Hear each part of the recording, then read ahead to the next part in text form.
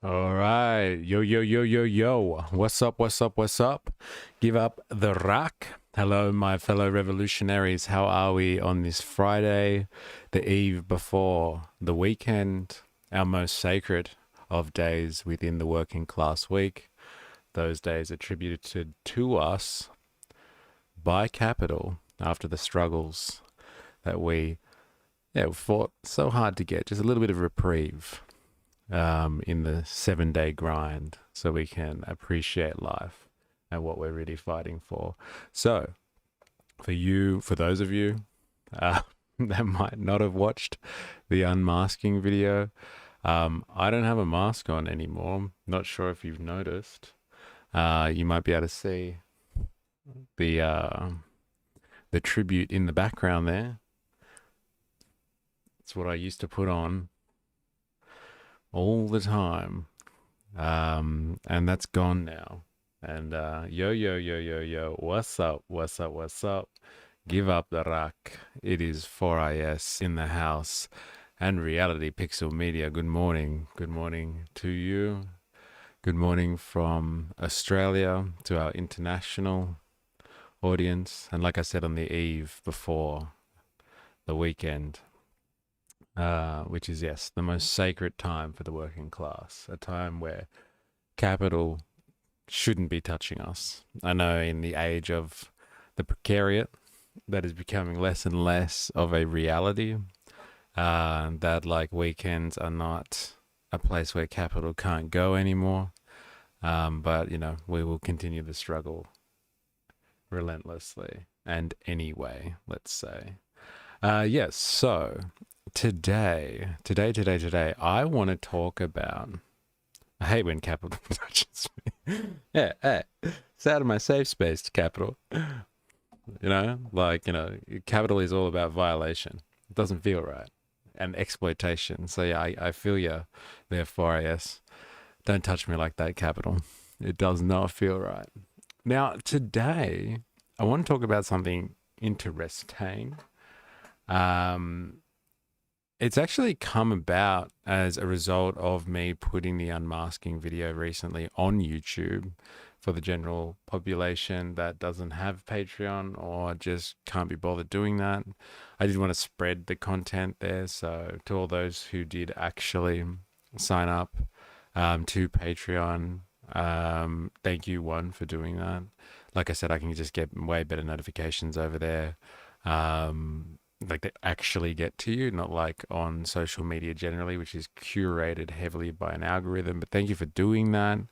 And there is exclusive content on Patreon just for people that can sign up over there. But I put the unmasking video on YouTube because it's a well edited video, I think. And so I didn't want to not use that on the main platform.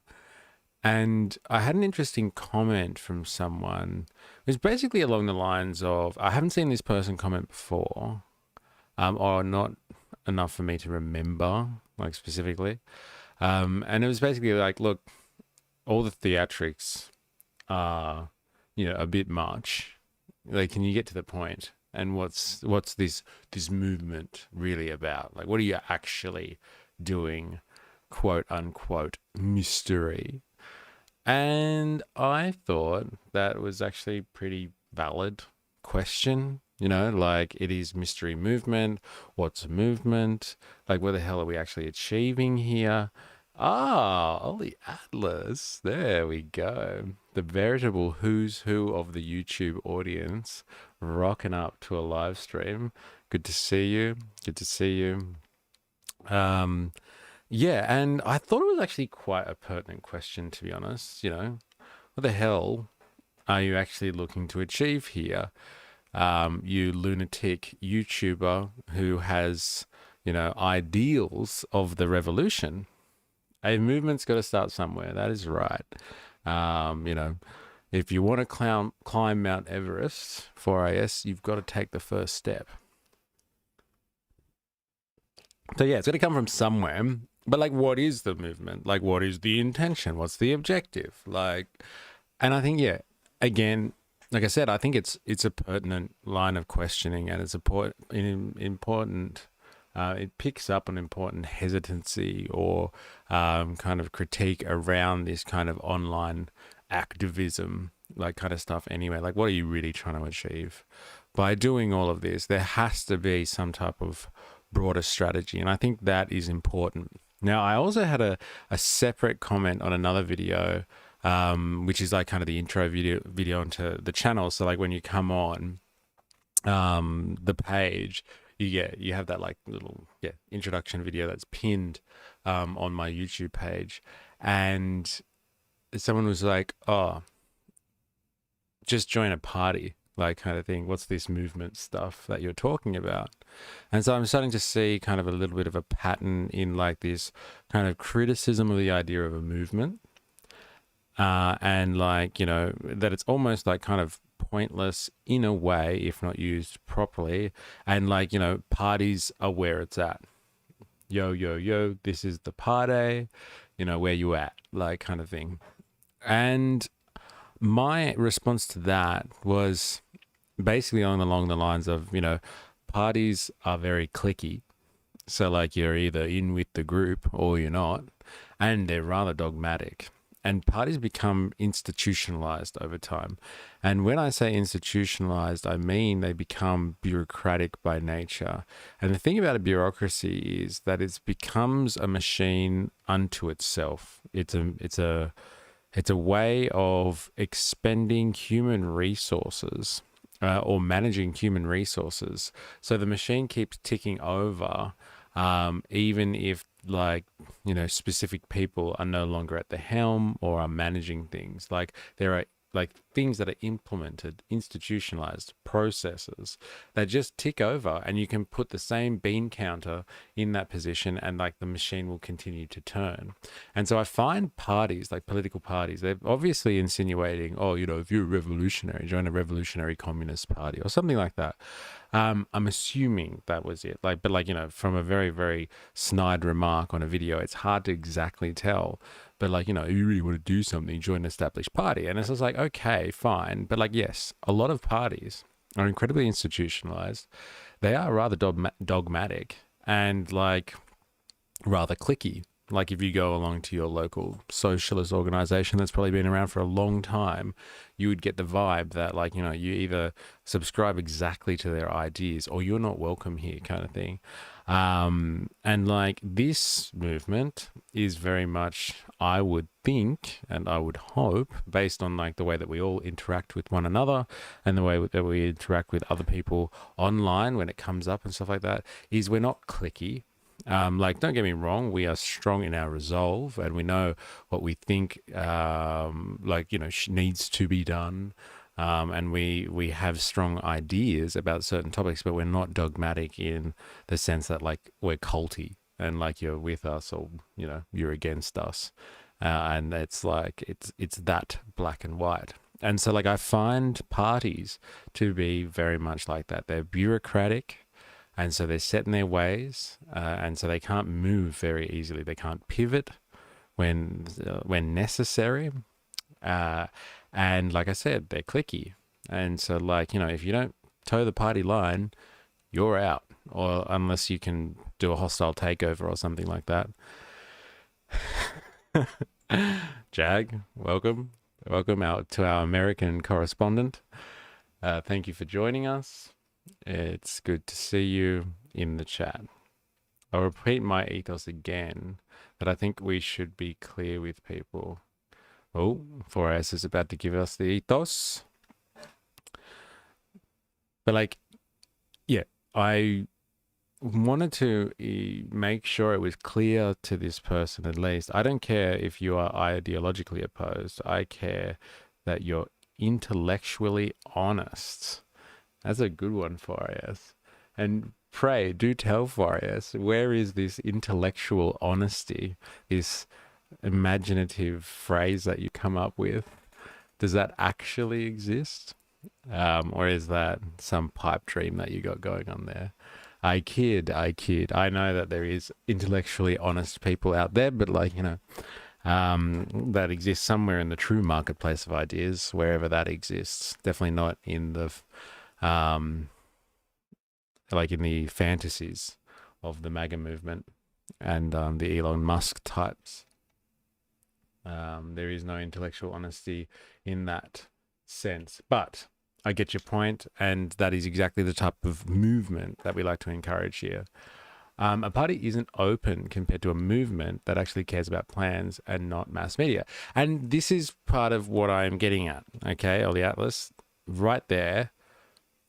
A movement has the ability to be more versatile, has the ability to be flexible and turn on a dime and respond to an issue at hand that I don't think that an institutionalized party really has the fortitude to do, because, you know, it has its set systems, it has its processes, and like, you know, if you don't feel in the right form, then, you know, sorry, you've missed the window. But like, you need to be ready to jump on something. And so like, I know like this might sound contradictory by using this person and this group who were definitely a party, but like their framework and their strategy was very different to your usual party. But like Lenin and the Bolsheviks were all over this type of strategy like a rash. They were very much for focusing on general movements within the population and kind of showing that they could be easily associated with whatever popular movement was taking shape at the time that represented a clear class issue. So a struggle between laborers or peasants or something like that against the establishment. They jumped on top of those issues like a rash. They were all over it like a rash. And they were able to kind of weaponize that and use that to build significant revolutionary momentum. And that was on the back of, you know, starting this idea, this revolutionary idea that they had, like to liberate Russia from the Tsarist regime. This was a revolution against the monarchy and like almost an old and decrepit feudal order. This was not a revolution against capital, which I don't think people really take into consideration as much as they should, because it's always seen as like the workers' revolution against capitalism and stuff like that. But like, you know, really it was a revolution to kind of snare Russian society and capture it away from the clutches of bourgeois democracy and potential capitalist domination. They wanted to steal it away from them in, like, you know, out of the ashes of the old Tsarist regime. But like they had very clear and honest understanding, like a material reality and connection to what the hell was going on the ground in Russia. Their revolutionary slogan was based more on a movement than like some hardcore dogmatic party line. Like their real slogan, they kind of won them, I would say, the revolution or the power to bring on the October Revolution was peace, land, bread. Like pretty basic kind of stuff. Like the people were hungry, so he put bread in there. Like Russia was constantly fighting a losing battle against the Germans, and like the soldiers were they were completely disheartened and demoralized. The population was suffering as a result because a lot of resources were being poured into this front that no one wanted to be a part of anyway. And like people were just deserting en masse from the front lines and just like trawling across eastern Russia, and like kind of, you know what soldiers do when like they gather en masse and then like really don't have someone leading them and stuff like that. They get up to no good. And they cause problems. And so like, you know, there was just absolute chaos on the military front. And so like he said, peace at all costs, and land. Like Russia, for a large part, I think like I don't know, I want to say something around like 10% of their population, maybe, were involved in the urban centers and in some form of industrial society. The rest of it, and like we're talking about a population of like 150 million people at the time in Russia, were peasantry. Were like living a, yeah, semi-feudal existence kind of thing. And so he was just like, land. And like this is something that Mao understood. You know, love him or hate him, whatever you think about Mao and what he did with China, like he understood, like, hey, if we're going to do this in China, and there's another person called, you know, a socialist and a communist and stuff like that. We're going to do this in China, which is basically an agrarian society. Like, we're going to have to do this through the peasantry, not through the industrial working class. And like, you know, China had some pretty big urban centers at that point. And like, you know, developing industry. And so like they could have gone down and like, you know, through Soviets or workers' councils in industrial areas, tried to bring on their revolution. But Mao was like, no, we're going to go to the peasantry. They are the ones that have been most exploited by Chinese society. Confucian style society, the Chinese bureaucracy, the Asiatic mode of production, however you want to call it. And he was like, they are the most disgruntled part of the population. They're a revolutionary force, and I will offer them land and property. And like he spoke to the people. And so like I do feel like there is a lot of merit in forming a movement, a sentiment among, you know, a group like what we're developing here that is able to, with much versatility and much agility, be able to adapt to whatever mood and current is running through the population at a certain time, and like trying to get people to understand like what's really happening in the world, as opposed to like having to sign up to a doctrine or having to sign up to a specific ideology. You kind of can help expose them to an understanding of how the world works, to rally some like people behind a cause.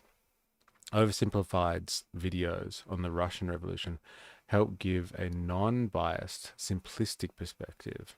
It was very helpful. Oversimplified. Yes, I've seen a number of their history vids, like little cartoons and stuff like that. Yeah, they're quite good. Actually, it does help a lot, especially if you got to get a quick crash course in some historical event. But like, there is obviously, I think, a important point in making a distinction between wanting to start a movement or wanting to be involved in a movement, a general current and sentiment that runs through the broad population, so the majority of all of us, and subscribing to a party and towing the party line. I think there is a very big difference there. And I would also suggest as well that movements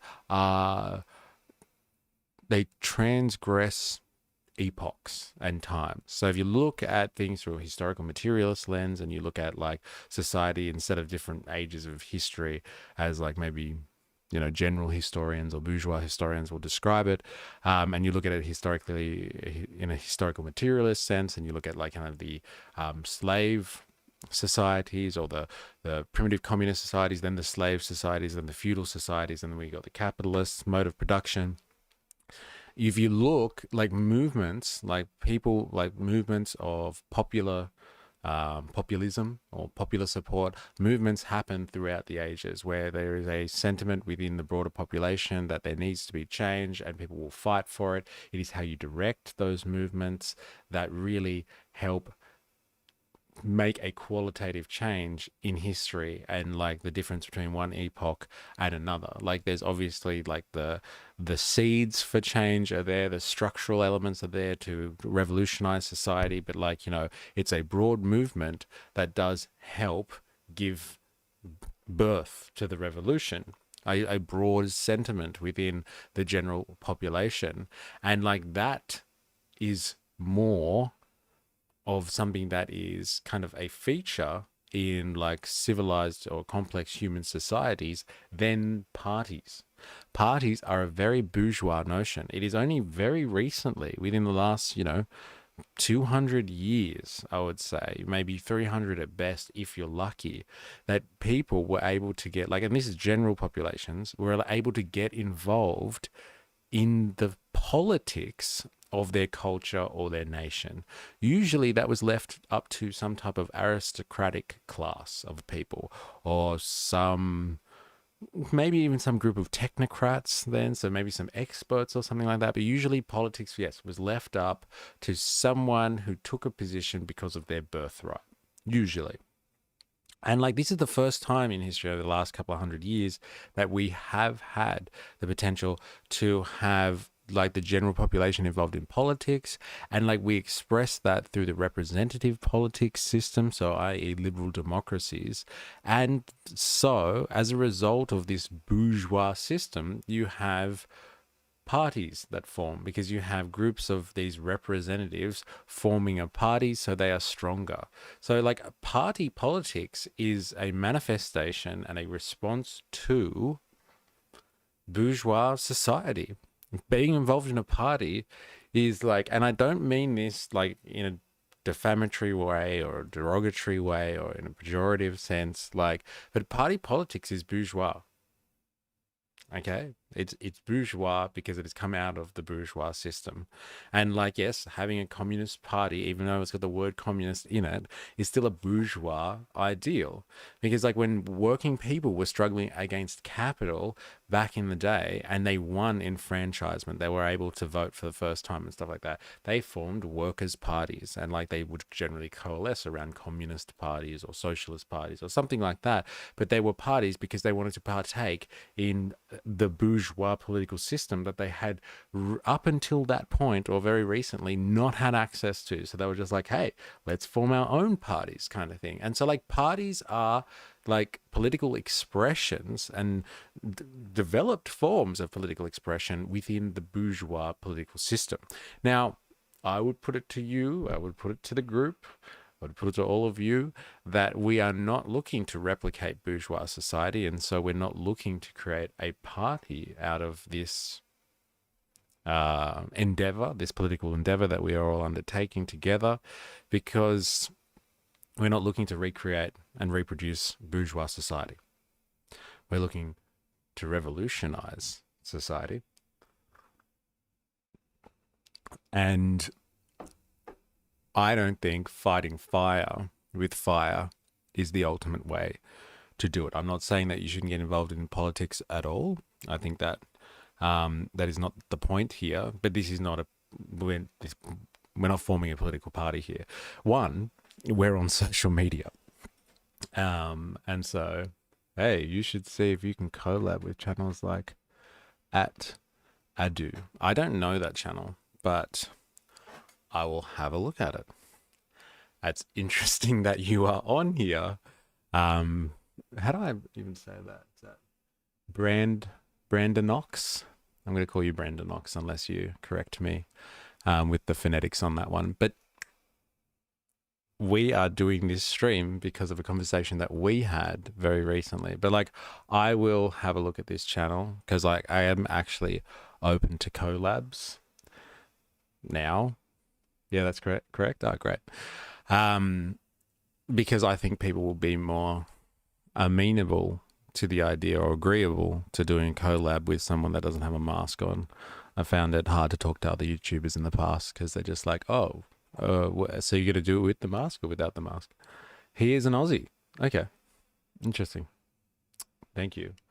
I might have to look him up. Okay, so the worst thing from Ollie Atlas, the worst things get the more people need to understand what they need to do and who the real bad guys are before the wrong people are blamed or things get wrongfully violent. Yes, and that is the thing. I believe that, like, we're talking about sentiments in the population that lead to movements.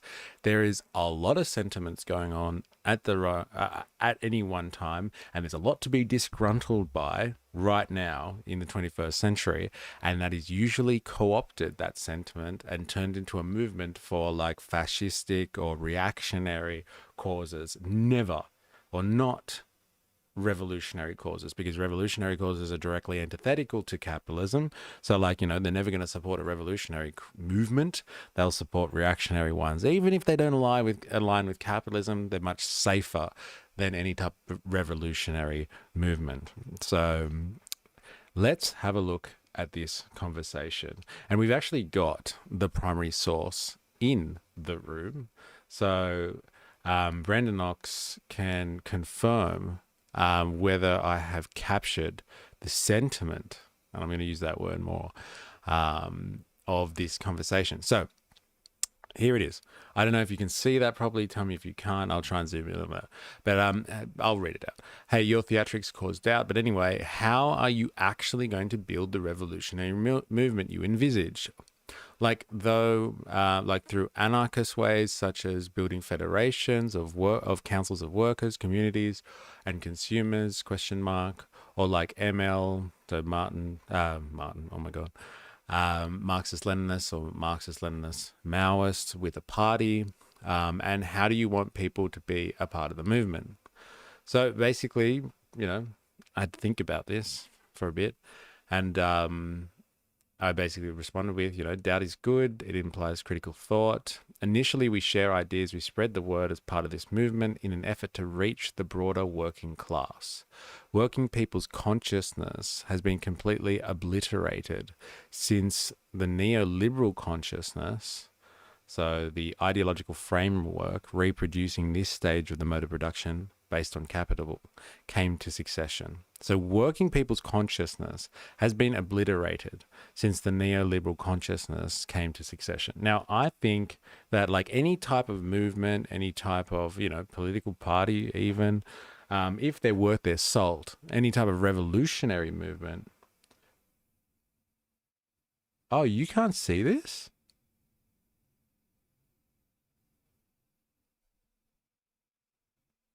Like there's nothing here. There's nothing. Oh, get.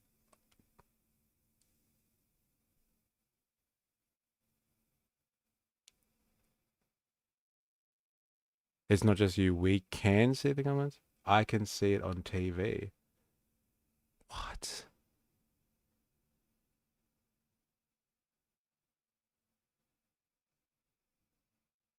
But not on phone. Oh, on phone. All right.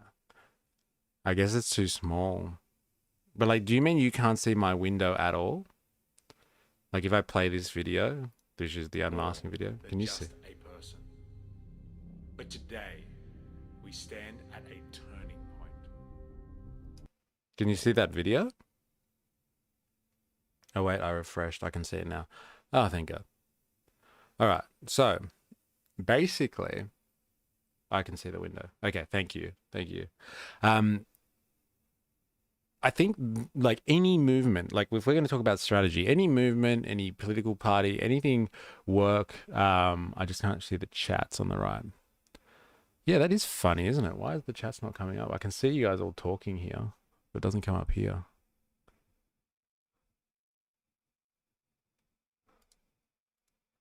Oh, there we go. Just says welcome to the chat room. There we go. Now you can see the chat. Thank you for pointing that out, actually. Yeah, any movement, any revolutionary cause, especially, I think, that is worth its salt, wouldn't need to establish the existing situation. And that was something that I think Lenin was big on. I think that's something that Marx basically spent all of his time talking about, was like, what are your material objective conditions?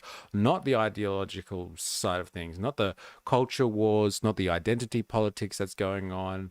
Like that's got nothing to do with what is the reality in front of you. And like a large part of the reality that we face at the moment is that like people, a large majority of the world's population is just pissed off, and like rightly so, because of like the struggles that they face under this latest stage of capitalist development.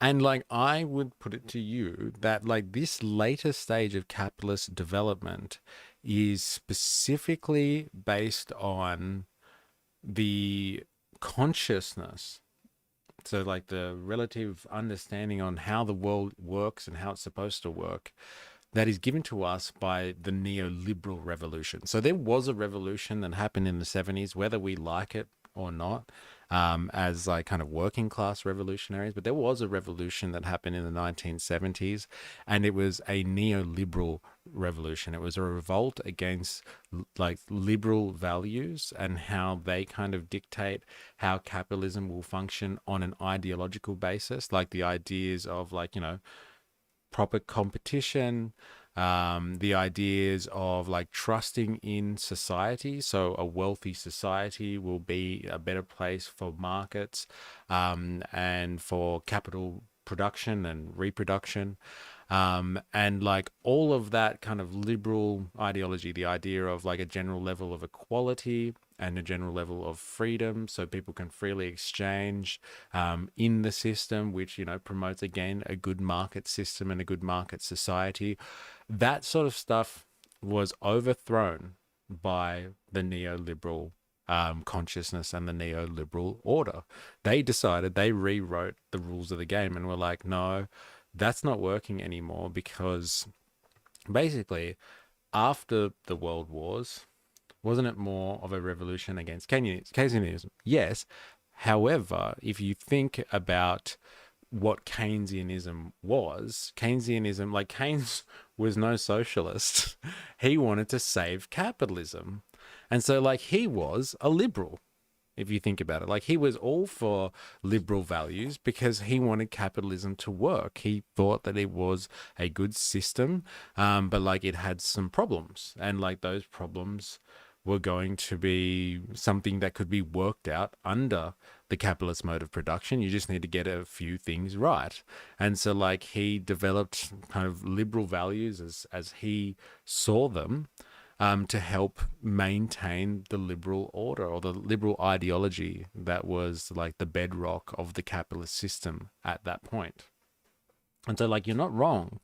Keynesianism was the development of capital kind of at the, I guess, at the end of the war, which, yeah, it kind of peaked, I guess, at the end of the war. And then, like, you know, it lasted for a good few decades where there was, like, basically the largest transfer of wealth, I guess you would say, in modern history, where you had, like, just before that, like all the wars and stuff, you basically had the Gilded Age, where it is like, you know, it goes down in history as the time of like robber barons and like, you know, monopolies and like, you know, antitrust laws that come in to try and break up this system where capital is like so outrageously unequal, that like, you know, society's kind of crumbling under the weight of capitalism and stuff like that. And so like liberal ideas, you can see they're on shaky ground and they're starting to die. But like it isn't until like the end of the World War where like many people have spent, I guess, made the ultimate sacrifice, and they expect a bigger piece of the pie, and they start getting it. Like labor unions get really strong. Like countries are generally still insular in terms of their relation to one another. They have their own industries, they have their own ways of being self-sufficient. You don't have globalization, as such. And so the working class and the middle class, but like I want to just focus more on the idea of the working class. The working class, basically the people that work to survive as opposed to the capitalist class, they get wealthy for the very first time in history, I would say. And they get like incredibly powerful from a political sense as well. And like they're organized and they can do things. And like that's dangerous for capital. Capital sees that as a fucking problem. They see society in this sense that like is more equal, and like you, where you have workers having like a big kind of say through their unions and through their political parties on like how the nation should be run, how a specific nation should be run. They see this as a big problem and a threat to capitalism. Capital sees this. In that eternal struggle between capital and labor, capital sees this as a threat to its own reproduction. They see, yeah, Keynesianism and post-war economics and stuff like that as a threat to its own survival. Maybe better to describe it, you can imagine a parallel universe where that didn't happen and a different productive force takes over. There's an alternate history that a new productive force emerged. And this is what I'm talking about. Like, capitalism was under threat at the end of the world wars, and like I said, there was a massive redistribution of wealth. And so by the time the 70s come round, you have these neoliberal ideas that are there. And like David Harvey talks about this nicely in his book on neoliberalism. But like, neoliberalism didn't just drop out of the sky. Like, people were talking about it, like Hayek and stuff like that.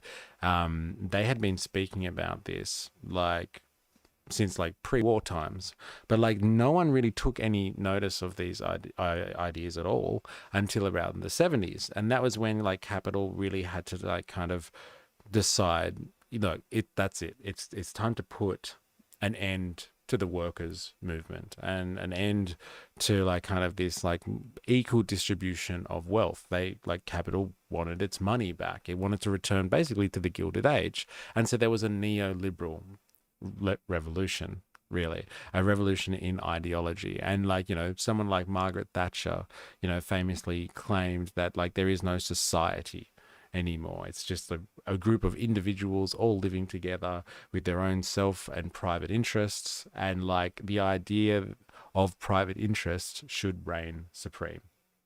Ultimately, for the honest capitalist, their motto isn't that it's about rights. The motto is what's mine is mine, and mine and mine and mine and not yours.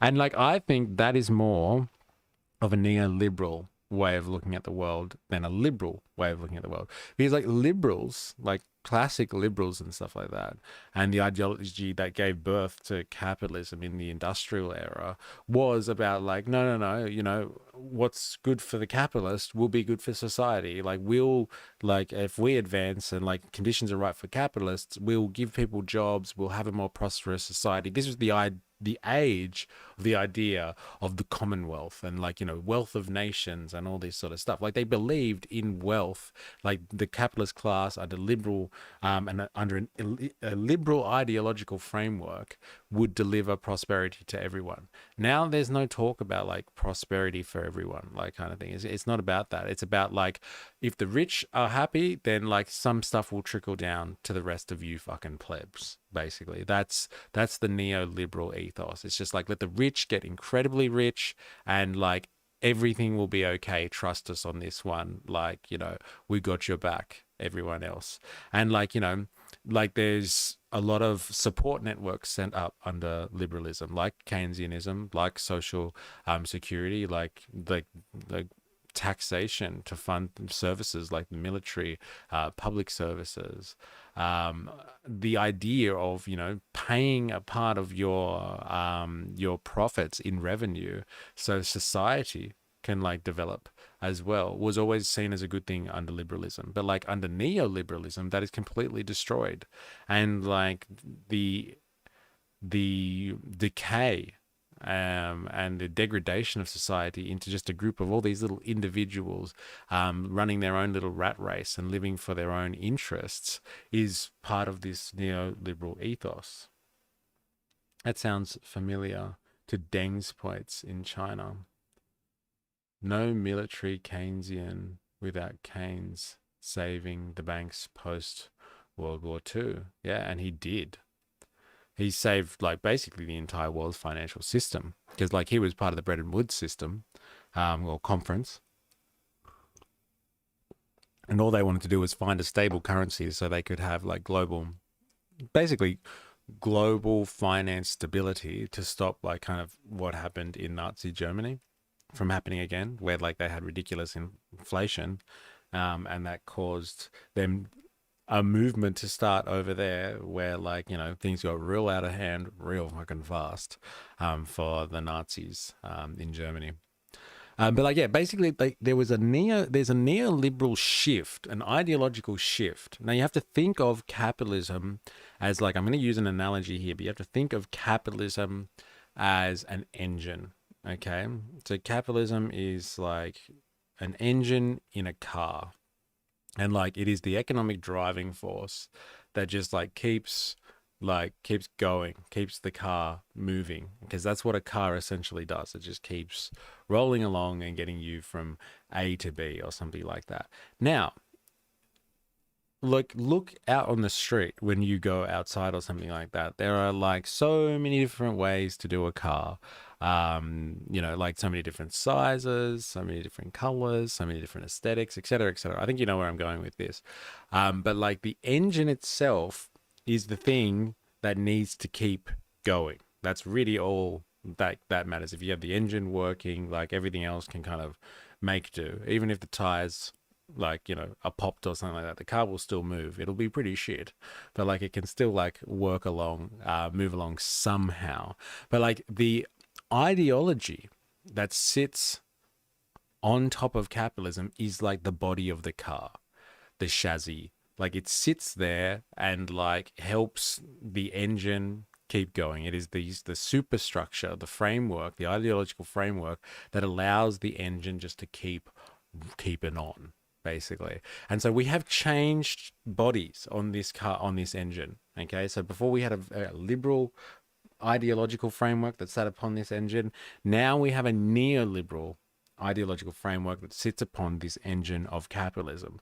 And capitalism continually tries to reproduce itself. It just wants to reproduce this engine. We have to think of it like something that is alive, okay? Because like that is what any system in the universe does. Like whether it's organic life or if it's like an actual social system like this or part of the economy, it just wants to kind of reproduce itself and continue. And it does that through an ideology. And the ideology on top of the engine helps reinforce and reproduce that engine. And the ideology of neoliberalism is completely reigning supreme right now. Complex systems theory, yes, something that you mentioned in your comments. Yes, because like complex, like everything is interlinked. And when you talked about complex systems theory, like I can't help but think, but like, I'm not sure how familiar you are with like Karl Marx's work and stuff like that, but Karl Marx was definitely into dialectics and stuff like that. And when you look at dialectics, you look at like basically like how a phenomenon works in like contradiction with another one, or within unity between two sides, but like those two sides are part of a grander picture and they might relate to all these other things. And so you have to look at things that are dialectically opposed here, but then they might have another kind of dialectical relationship over here, and they're all part of a totality. And capitalism, or the mode of production based on capital, as he would say, is a totality. It's a complex system. It is a complex system. Now, capital is that, and it wants to continually reproduce itself. Dialectics seems similar to cost. I think they're fundamentally, they're identical. And so like you have to think of capitalism as, yes, this engine that just sits there, like, so based on human interaction. Okay, it doesn't exist by itself. It's a construct of humanity. Humans replicate themselves as a society with a mode of production, and the one that we're in at the moment is the capitalist mode of production, and that mode itself wants to reproduce itself. It wants to continue going. And like sometimes there are inherent contradictions within that mode of production that are completely unresolvable and reach an apex at certain points of its history and on its timeline. And like it is basically going to die. It's going to commit suicide, or it's going to be unrecognizable. And there are points at which, this crisis can devolve back into the mode of production and has to recreate itself in a new way, or it's a revolutionary moment and we transform into a new mode of production. But like that happened in the 70s with the neoliberal revolution, but it wasn't a revolution to help kind of bring on a new mode of production. It was just a way for capitalism to resolve some of its internal crises. And the crisis was that labor was getting too powerful. And so they were like, hey, let's open up the world. And you see that like neoliberalism goes hand in hand with globalization. And so you have the world opening up to everything and free trade and all this sort of stuff. And like basically that justifies from the advanced and most developed countries, so like your Americas and your Britons and stuff like that, they're just like, all right, let's gut out our industrial sector, which they basically did, and they shipped all of their industrial production over to East Asia or some other part of the developing world, and that basically eviscerated the working class movement in the developed part of the world. I think it's absolutely no coincidence that the neoliberal revolution happened at the same time as the demise of the Soviet Union. Up until that point, like, it was dramatically important for capitalism to maintain some of its liberal values, which people liked, the general population liked, like, you know, the social welfare state and, like, you know, giving back to society and this idea of creating a strong nation and a strong culture and all that sort of stuff. And like once the Soviet Union, the only thing that really opposed capitalism ideologically, dissolved, like, then you have kind of the actual full-on onset of neoliberal ideology. It was unsafe for neoliberalism to take over in terms of an ideological framework before the real fall of the Soviet Union. And then bang, the Soviet Union's gone. It's the end of history, as people call it. And like, you know, the world's open to the free market. And here we are now, at a point in history where neoliberalism has been able to develop basically unfettered for 50 years. And we're in a position where people are, again, very, very upset with capitalism. Now, that doesn't mean that neoliberalism isn't helping still to reproduce the capitalist mode of production. I think it's chugging along fine as an ideology, but it has caused some incredible crises and problems for society at large.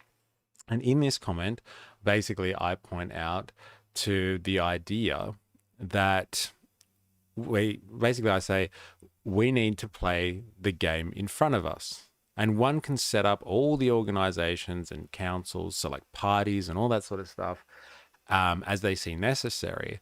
But if the population doesn't even know that they exist in a society and they are not atomized individuals floating around randomly crashing in to each other, this strategy, so just forming parties and councils and stuff like that, is an uphill battle.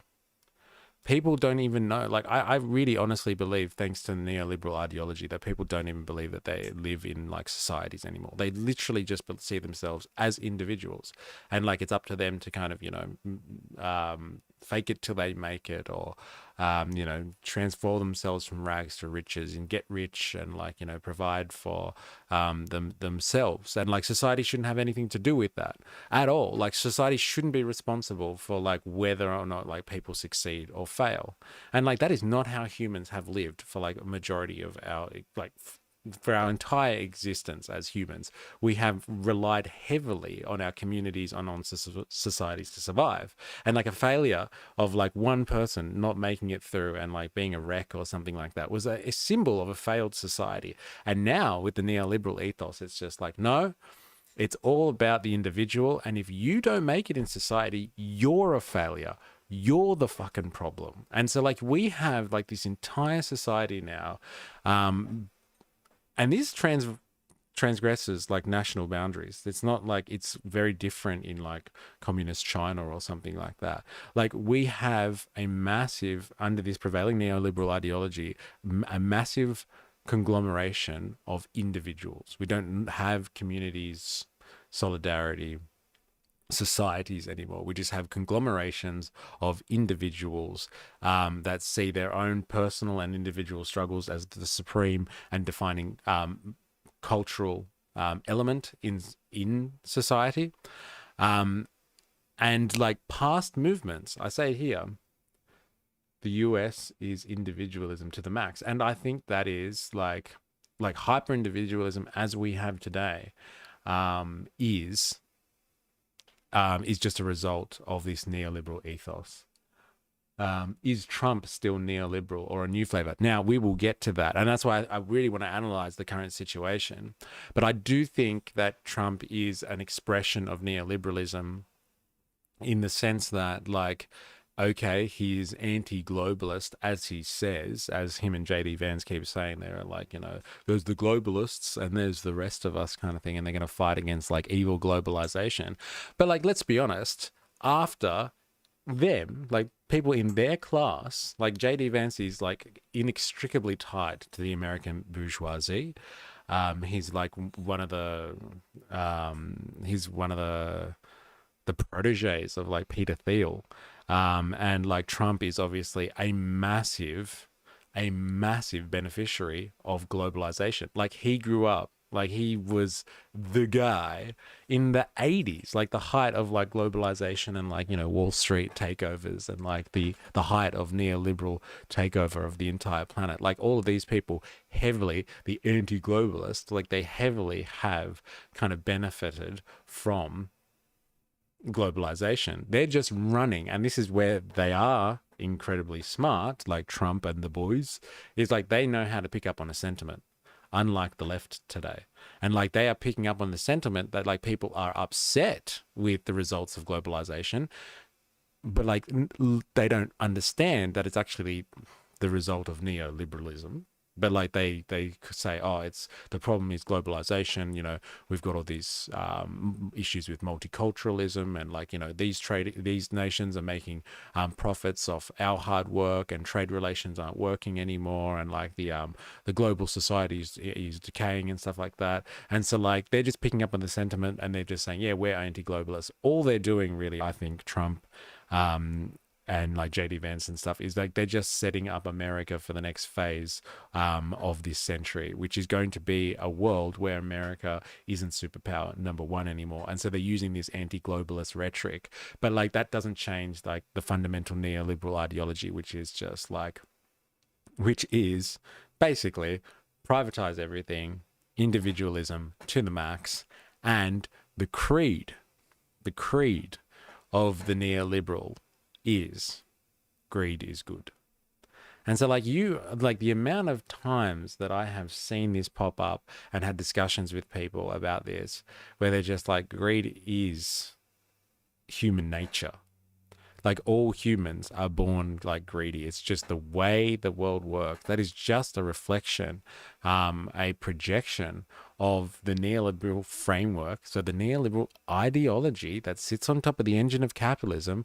And that's how capitalism reproduces itself, by convincing through its ideology, its main ideology, that everyone, if they just think like this, that greed is good, capitalism will continue to survive. That is the creed of the neoliberals. Greed is good. And so, like I said, people honestly believe that greed is not like a character trait or something like that, or something that you might get from living in a particular environment, or being persuaded by particular thoughts and ideas and things like that, or your material conditions. They really just think that like being human is to be greedy. It's part of our human nature. Adam Smith would greed is human nature, is the most propagandized term of all existence. Adam Smith would turn in his grave. It is like, it is not like the jury's not out on this one. Like it is not human nature. Like there is no unequivocal piece of evidence that just demonstrates that greed is human nature, kind of thing. What the hell is human nature anyway? Really, you could argue about if that even exists, let alone whether it's greed. And so like, in saying all of this, what I have noted in this response as well is that past efforts, so any past revolutionary cause, or like anything prior to the neoliberal era, I would say, or like prior to the world wars, let's say, are people greedy or envious of those they perceive that have more than them? Yes. I think there's a lot of like, because like I've heard people be like, oh, you revolutionaries, or like commies are just envious. They're just envious of people, of things that they don't have. That's why they're communists. They just want to take stuff off other people, because like they're just upset that they don't have it, kind of thing. Which I think is pretty funny, because like, you know, if that's really all it boils down to, like, you know, there's a bit of like a reflection in like what really motivates you when you're criticizing someone for something. But like past efforts, so it, like prior to the neoliberal era, so even prior to the world wars, let's say the Russian Revolution, any of the revolutions like throughout Europe during the Age of Revolution, like the French Revolution, the American Revolution, like past efforts along these lines. So past efforts that have established parties and organizations and associations, like anything like that, like hardcore, like strong associations and like strong points of real organizations, so not just movements, but real points of organization, have always presupposed. And so I've always understood that there was something there. So presupposed that the population is generally aware that the system is not broken, but it was designed to suppress the majority. And like, I don't think the general awareness right now in the neoliberal era, even with, you know, Trump and his supporters and like MAGA and all that sort of stuff, the right wing, the reactionaries, all that, as anti-establishment as they are, or they perceive themselves to be, and like they're going to bring down, you know, the deep state and all that sort of stuff, they don't actually see a problem with the system. They don't see a problem with capitalism or something like that. They don't see a problem with, yeah, like I said, the system fundamentally.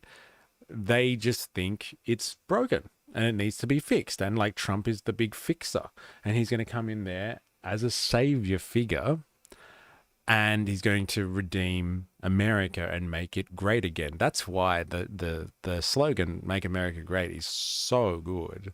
It's so powerful, because it makes it feel like there is something worth saving. So the system isn't a fucking problem. The system's fine, really.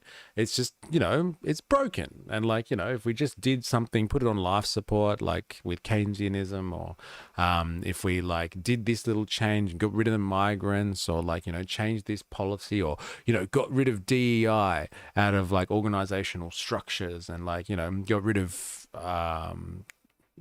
trans bathrooms or something like that, like then like everything is just going to fall back into place and everything will be fine. Now, this is not an ideological framework that you can really build, like, I think, adequate organizations on top of, because like I don't think people really do believe that like changing the system is worth it. I really don't think that. I think if you think that revolution is a thing, and like I'm assuming the people in this channel and like, you know, in this live stream and stuff like that do believe in revolution, I think you are in a very, very small section of society where you actually believe that like there is a way to kind of reorder human civilization and the way that we organize ourselves, like social organization. I think we are in a very, very small section of the population. Like I said, like the famous quote at the peak of the neoliberal takeover was this general idea, this postmodernist idea of the end of history. Like humans will never get any better than the way that we're living right now. I think that is an absolutely ridiculous idea, that like we've reached the height of human civilization like right now, because we have iPhones and cars and like, you know, and central heating or something like that. And like, this is as good as it's going to get.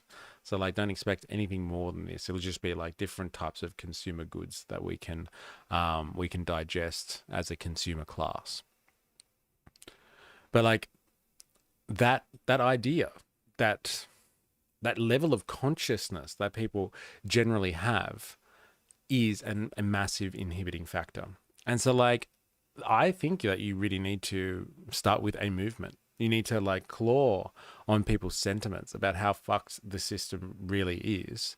Not that it's broken, but the system is actually designed like this. So like when people complain about like inflation, the cost of living, the fact that like, you know, people don't have as good of a quality of life as maybe, or even like as good of an outlook on how things are going anymore compared to what their grandparents and their parents did. by example. Like in terms of like a positive outlook on society, like after the war and the generations that preceded the world wars and stuff like that, in the advanced countries, there was a general sense of positivity that things were only going to get better. But like that positivity does not exist anymore. Like people do not see, they don't have anything like to hope for and to work towards. And so like I do think that like you will have to somehow change that level of consciousness, that neoliberal consciousness that defines us all as atomized individuals,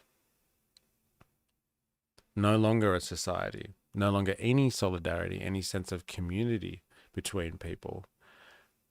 And like you would have to start ingraining a sense of community and a sense of society back into people somehow. And you would then have to try and undermine the idea that the system is fine, in the sense that it's just struggling a little bit. It's broken and it just needs to be fixed. You'd have to undermine that level of consciousness because that is what is reproducing like capitalism at the moment. And like you're not going to be able to really structure meaningful organizations and resistance organizations unless that consciousness is undermined somehow. Capitalism might seem impossible to overthrow, but so did the divine right of kings. Yeah, and I'm all for that. I'm all for that. But like the French, okay? For example, the French Revolution. Like the people wholeheartedly believed, a vast majority of the population, and France had like a population of like 27 million people at the time of the French Revolution. A vast majority of the population definitely thought the system was like completely against them and needed to be changed. And like if you have that general sentiment in the population, like any movement, any small crises that happens, any problem, any strain that's put on by the establishment could absolutely erupt into a revolutionary movement. But like you need that fundamental understanding in the majority of the population that the system is completely designed for the interests of like some other interest group, some ruling elite somewhere else that completely benefits the system and just degrades everybody else. Like there was a general sentiment in the French population there. In America, there was a general sentiment that like, you know, at the point of the American War of Independence, that like, you know, the system is against us. It benefits the British only. And like, you know, we've come over here, we've worked hard and set up like this American society, this new world European style existence. And like, we're just paying fealty to those people across the channel over there, across the Atlantic. Screw that. Like this system needs to change. It's not broken and needs some policy and some fixing and some like, you know, polishing around the edges. Like it is actually like designed to suppress us. It is a problem and we're going to overthrow it. And so like I think there needs to be more of an understanding in the population instead of like there's a lot of blame shifting that goes on. Like I said, like with a movement like MAGA or something like that, like their entire ethos is like blaming migrants for all of their problems and blaming, I don't know, gay people or something like that, for destroying like traditional values. And like it's always somebody else's problem, like another group within society, another like, you know, disenfranchised and like oppressed group within society, as opposed to the system itself being set up in a way that causes all of these problems. It's put on life support for a little bit, and then it just rolls around the same like form of chaos.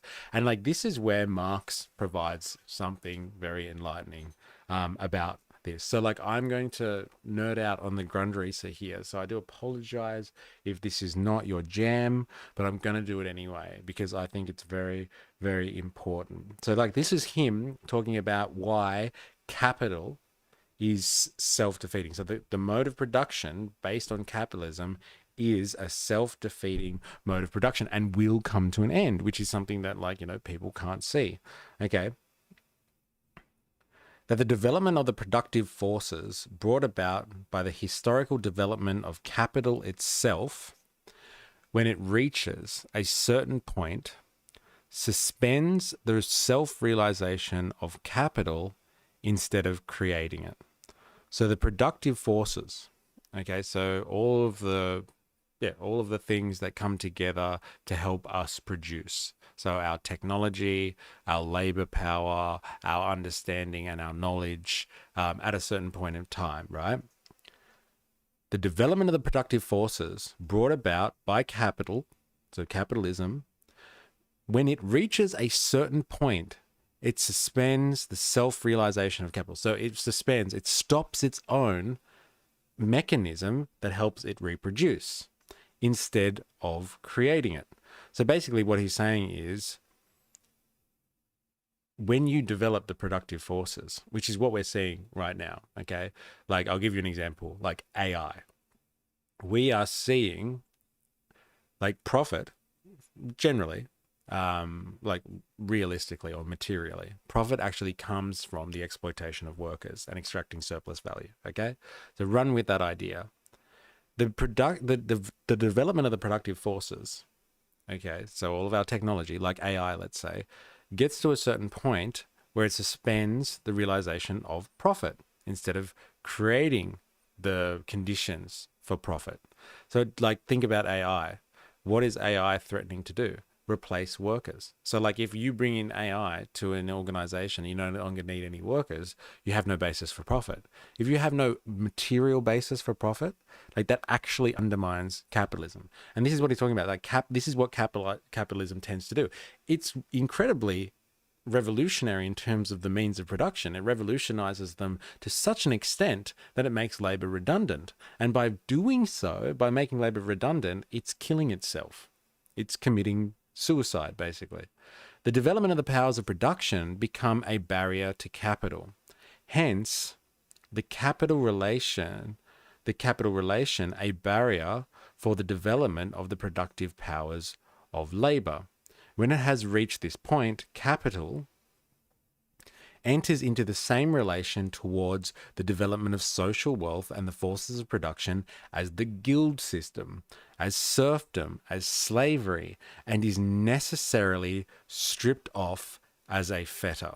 So basically what he's saying is, if the productive forces do this and basically destroy the need for labor, capital becomes a redundant mode of production, because, like, you don't need wage laborers anymore because you're developing the productive forces. And if you don't have wage laborers and you're not making profit off having wage laborers, is capital even necessary anymore? Like, and the answer is an astounding no, I would say. What's the equivalent of throwing tea in the sea for today, like with the American Revolution, convincing the masses to throw toilet paper into a harbor? Yeah, like, that's the COVID response, isn't it? Just like, yes, destroy your toilet paper supplies, get rid of it. I think becoming a revolutionary comes with being complete responsible for the self and the world. Yeah, the falling rate of profit. Yes, this is associated with the falling rate of profit. Yes, well, tea back then could last a decade. But what is just as value? Oh, come on, for you to throw out in protest. Well, like, it's funny that, like, we talk about, like, consumption articles, because, like, I think in terms of a movement, like, if you had some real, like, power as a movement, okay, like, let's just say there were, like, I don't know, thousands of us sitting in this stream right now, or like if we had the ability to call something out and call an action item, let's say, into effect, what would be interesting? Like, one of the supreme relations or the central relations of capitalism is the exchange relation. So the exchange relation is obviously between buyer and seller, so producer and consumer, and so, like, if you think of us, and this transcends the traditional class boundaries, but if you think of us as one large consumer class, then, like, you can attack capitalism as a consumer class.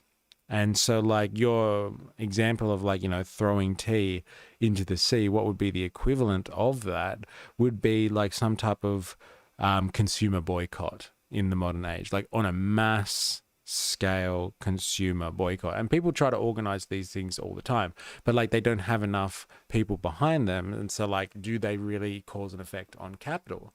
But like, let's just say for, I don't know, if you were able to convince enough people, like hundreds of thousands of people across the world, because it is transnational, this organization, and this goes back to your comment before, Jag, about like, is the neoliberal thing still going on, or is there a new flavor now? Like, transnational corporations reign supreme, and if you could have for like a week convince enough people to just stop buying anything on Amazon for a week, like that would absolutely cripple Amazon as an organization. They would fucking hate that. They would absolutely hate that. And so I think, an equivalent to throwing tea out would be like going after a large transnational corporation and fundamentally attacking that kind of large player in the neoliberal era, like a large transnational corporation, and convincing enough people, hey, isn't it pretty screwed up how like this type of stuff works, how much control they have over you as a consumer, how much control they have over like working people all over the world, and like your nation's economy. Like, as Amazon is not nice to countries when it comes in and negotiates with them. It tells them what they want, and if they don't meet Amazon's terms, they say, well, this could have been really good for your economy, but like you're not going to play ball with us, so fuck you, we're going to destroy your economy, kind of thing, by not doing business here. And so, like, a consumer boycott, and a coordinated effort by the consumer class, is, I think, an equivalent to what the situation that you've brought up for AS.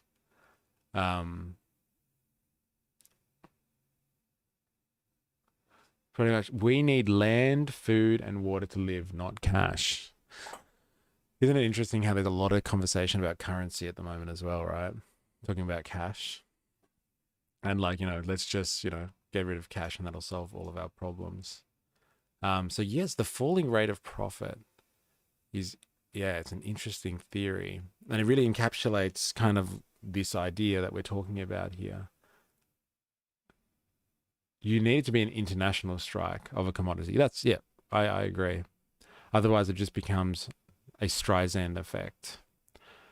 Elon Musk says the biggest threat to the world is population collapse, but I see it as a solution to the need of capitalism.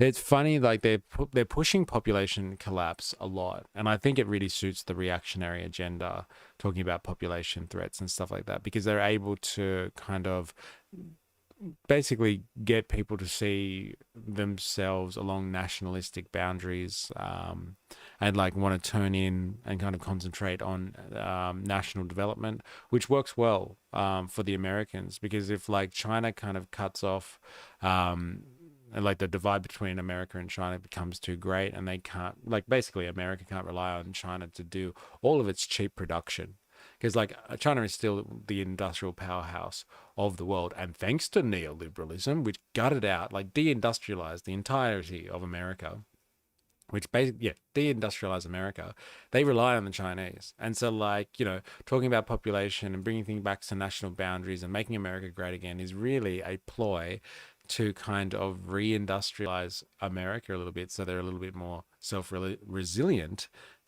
in the event of a clash between America and China, or in the event of the collapse of China or something like that.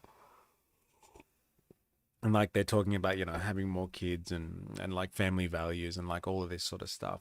And like, I think there is definitely cause for concern when it comes to like population trends. Like if you listen to demographers speaking about like this sort of stuff, yes, populations are aging, and they're aging dramatically in all countries all around the world. And like this is a larger problem for society, but it's not something that belongs to the, the left or the right, or like, belongs to the Democrats or the Republicans or whoever is associating with whoever in the culture wars. This is a humanity wide effort, I would say. or a general strike large enough to sustain itself, or a strike, sorry, large enough to sustain itself. Yes, that would be lovely. And like we've lost a lot of this kind of skill, I would say, for striking, because like before, like I was saying, like take it back to our conversation that we were having, in the comment section. Brandon Knox is, you know, before we had a level of consciousness, like there was a large working class consciousness, and people were willing to strike. They were willing to do these massive efforts, and like organized efforts, because they saw a problem with the system. But like now, like I just don't think people see the point in like organized efforts and stuff like that, because they don't fundamentally see a problem with the system. They see a problem with, individuals. Oh, it's those individuals over there that are a problem. It's like, I'm an individual. I'm doing well for myself. Why should I have to change anything and all that sort of stuff? And it's a very dangerous juncture, I think, that we are in history at the moment, where everything is about the individual. And like, postmodernism has a lot to do with that.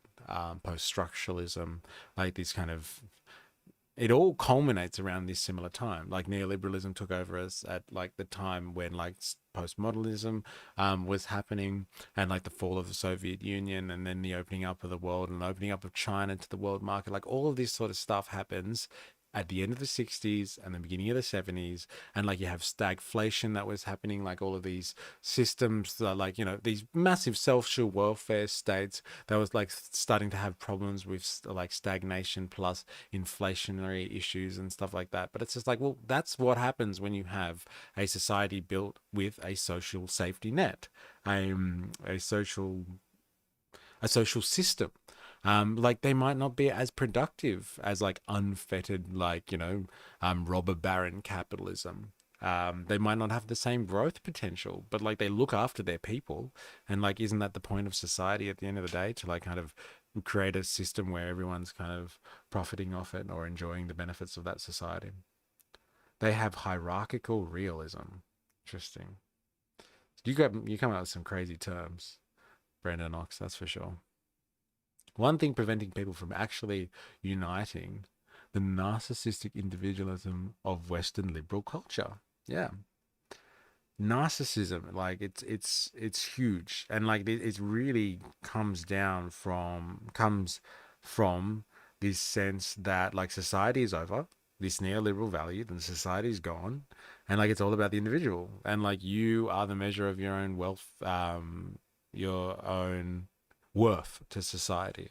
And like if you can't make it, then tough, next, like kind of thing. And like those that fall to the bottom should be trodden on, and should be, left to the dustbin of history, kind of thing. Like they should be gotten rid of. What's his name? Chris Hedges calls this the cult of the self, this idea of hyper individualism and narcissism and all that sort of stuff. And it comes from hierarchy. It's funny, like we watched something recently. I think it was like last week, when we were kind of decoding kind of the problems of wokeism and all that sort of stuff, and identity politics, and like how that detracts from like the class struggle basically. And there was this kind of idea that narcissism actually comes from the professional managerial class. So the people that run like large scale organizations, corporations, and like the university establishments and stuff like that. Basically the liberal class that runs society, and yeah, runs institutions and manages capital for the capitalists, and manages the working class and all that sort of stuff. It comes from their position in the hierarchy. The managerial class gives us this very potent form of narcissism, and helps basically portray and like continue this hyper individualism that we have today, through this kind of form of political correctness and cancel culture that like works on extreme identity politics, and uses the identity politics to kind of control language and control thought and control ideas. And they think that they're doing this, virtuously, to kind of progress society and progress capitalism and humanize capitalism, make it kind of better. But really, all they're doing is reproducing the neoliberal ideological framework that helps reproduce the capitalist mode of production. They're just reinforcing the status quo, which is unfortunately kind of funny how that works. Now I'm going to continue with some more of the Grundrisse for you. And this is why I'm really surprised that you picked up on this, Brandon Knox. I am actually really surprised because following on from what he was saying before about like how the productive forces and stuff, it's since the decline of profit signifies the same as the decrease of immediate labor relative to the size of objectified labor, which it reproduces and newly posits, capital will attempt every means of checking the smallness of the relation of living labor to the size of capital generally. So like as the productive forces increase, so like technology gets better and labor becomes more and more redundant, capital will attempt every means of checking the smallness of living labor, of having laborers, to the size of capital invested. So like the machinery and like the capital that's invested in a project as opposed to the labor that's invested. It will do everything to kind of check this issue, which is like this self-defeating issue that it has, by still more expanding the quantity of surplus labor with regards to the whole of the labor employed. Hence, the highest development of productive power together with the greatest expansion of existing wealth will coincide with the depreciation of capital, the degradation of the laborer. These contradictions, of course, lead to explosions, crises, in which momentary suspension of all labor and annihilation of a great part of capital violently lead it back to the point where it is enabled to go on fully employing its productive powers without committing suicide. So basically, you have a crisis, which is basically an expression of capitalism as an engine kind of conking out and spluttering. So like turning on your car, or like you're driving down the highway and your engine starts like smoking up, and like the car's struggling kind of thing. That's a fucking crisis, because like, you know, you need your engine to move, or you're going to be like out in the middle of nowhere without any ways of getting to wherever the hell you were going or getting home or something like that. It's an absolute crisis. But at the same time, this is literally a way for capital to kind of clear out its pipes. Okay, so like it will either suspend labor, and so like people will basically lose their jobs en masse. There'll be mass unemployment, mass dispossession of the wealth of the working class. They kind of lose their position in society temporarily, or there will be a point where capital is annihilated. So you might have massive reserves of capital and stocks and assets and stuff like that, and that all gets written off and destroyed. So capital that's floating around in the system gets basically made redundant and destroyed. And when you destroy all of this capital, it leaves room for new capital to be made. When you destroy a large part of the workforce and you don't have to buy, like, purchase their labor anymore, then you can go about renegotiating and rehiring labor, and you can do it at a way that suits capital's interests, not the interests of the laborers anymore. So a crisis is a point where like capital can basically be like, all right, we don't have a chance to pay you guys anymore. We can't even give you employment. You're all fired. And then like everyone loses their job. There's mass unemployment, and then everyone has to go and find a job again. When they all go and find a job, they get to renegotiate with capital, and they'll basically renegotiate under lesser conditions. They will have to sacrifice any of the wins that they had made previously as a united working class. Capital, in essence, is done or dead labor. Yes, and as he describes it as objectified labor, he constantly describes it as that. There are moments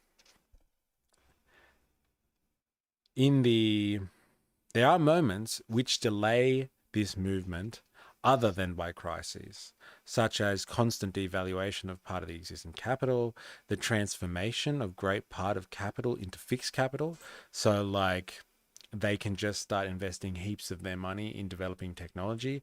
Like that's kind of what the Google people do all the time, is like they've got so much capital, those guys, that instead of it like causing a crisis, they just develop heaps and heaps of technology. And they're doing it so fast that no nation can really keep up with what it is that these big tech companies are doing. And so they just invest heaps and heaps of money into developing fixed capital, so their own technologies for their own interests, not for society's interests, for their own interests. Which does not serve as agency of direct production and unproductive waste of a great proportion of capital. I talked about that before, like annihilating large sections of capital. Now, he also talks about the ways to offset like these effects, these crises and stuff like that. So the fall of the rate of profit can further be delayed by the omission of existing deductions from profit. Okay, so this is where neoliberalism helps reproduce capital. Okay, and this is Marx calling this out in 1859. Okay, 1859. And think about all of like the tropes of neoliberalism. Okay, like the main central ideas about neoliberalism. Okay, the fall of the rate of profit can be further delayed. So the effects of the fall of the rate of profit, the fact that capitalism is destroying itself by making redundant labor through like developing technology and stuff like that. The fall of the rate of profit can be further delayed by the omission of existing deductions from profit. Deductions from profit. Omission, so getting rid of deductions from profit by lowering of taxes, reducing of rents. Also,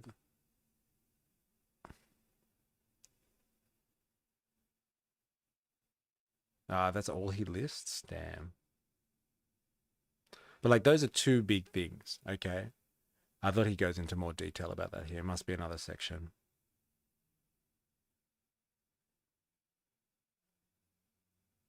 And he just talks about disempowering labor.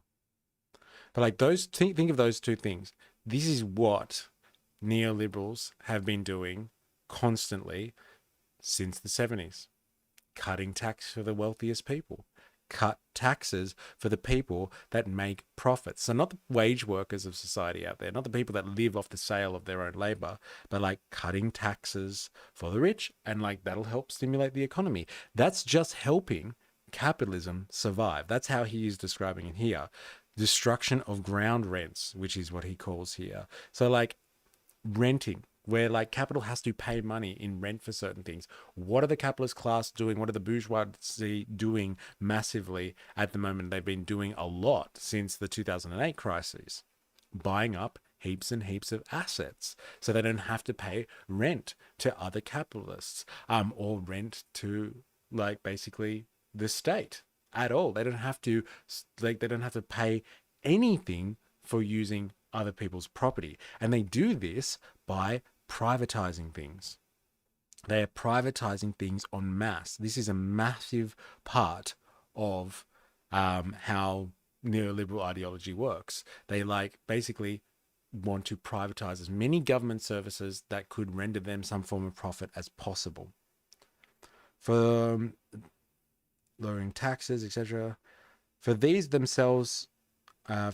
are themselves portions of the profit under another name, and are appropriated by persons other than capitalists themselves.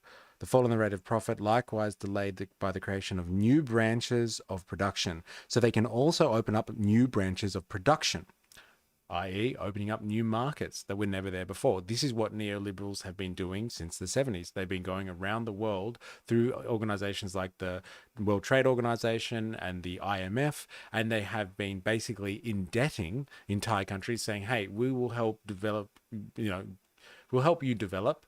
Just take out a loan with us and allow foreign capital to come in and invest in your country, but you have to privatize your markets. You have to free up your labor forces to us. So capitalism saves itself by, or delays its demise by, the creation of new branches of production in which more direct labor is brought into relation with capital, or where productive power of labor is not yet developed. And that's exactly what the neoliberal order has been doing since the 70s. They've been going around the world debt trapping people through organizations like the IMF, and like basically basically undertaking neo-colonialism, which is like financial colonialism at the end of basically a hostile takeover.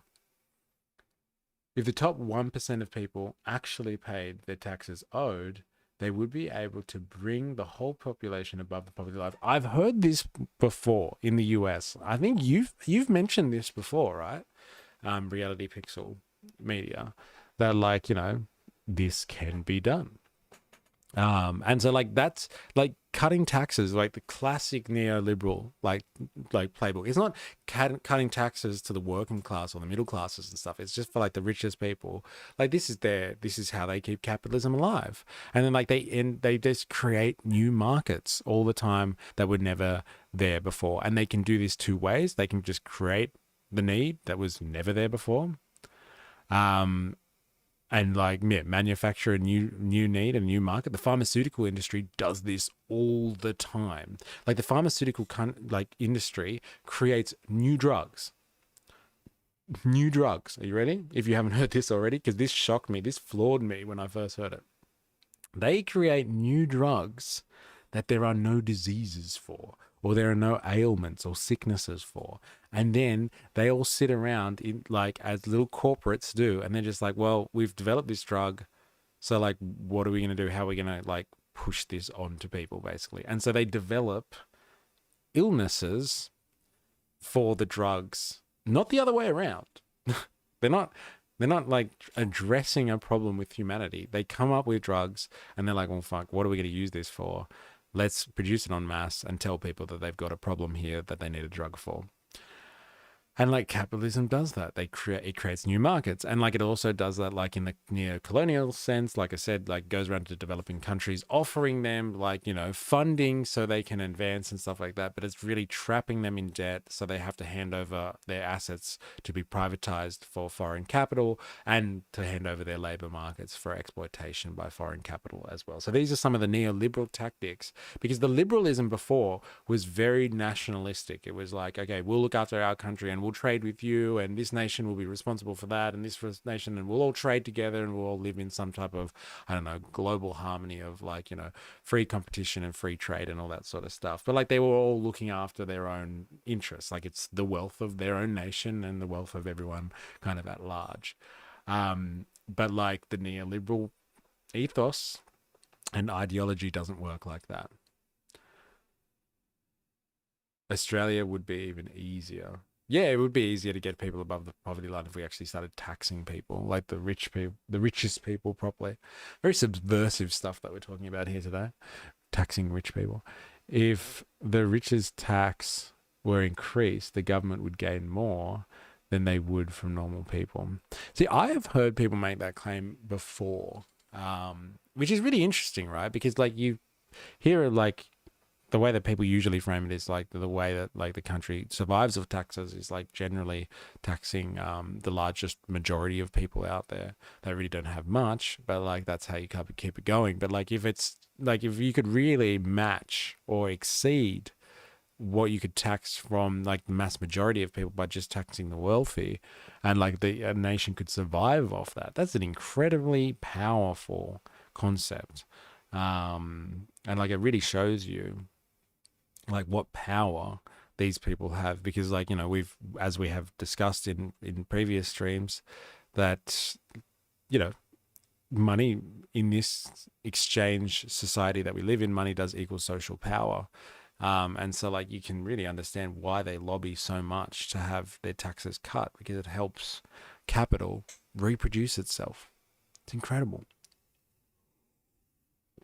It just helped like capital. That's just another arm for capital to reproduce itself. And so like if you think of it along these lines as complex systems theory, or dialectically as capital being this totality, this force, and that's what dialectics is all about. It's like it's about like things are in motion, and it's like there's a force, and it's like it's living, it's full of contradictions, and like these battles that are happening internally, externally, and like that's how it's moving and surviving, and continues and perpetuates itself. But like there is contradictions in it that are deadly. and may not be continually resolvable through these tricks like an ideological framework change or like opening up to new markets. There may be an extent or a point at which these contradictions just become way too problematic for the system to really recover from. And so will there be a point where that does happen and there is a social movement and like a general understanding in the population that can then be capitalized on through a party or an organization to make a revolutionary change. And that's where organizations and things come into it. But like, I do think that the consciousness is not there. Like the general population just does not have the consciousness at the moment to even fathom, you know, forming associations, forming groups, like, you know, we saw 150 years ago when like people were like, you know, in advanced countries anyway, we're at the coalface, literally at the coalface, which is what that saying means, like fighting against capital and like, you know, working under horrendous living conditions, horrendous working conditions, and like for what? For scraps. And so like they organized and they wanted to fight back, and so they were conscious of the problems of the system. But like I really don't think that people are conscious enough. It should be more of a platform than a party.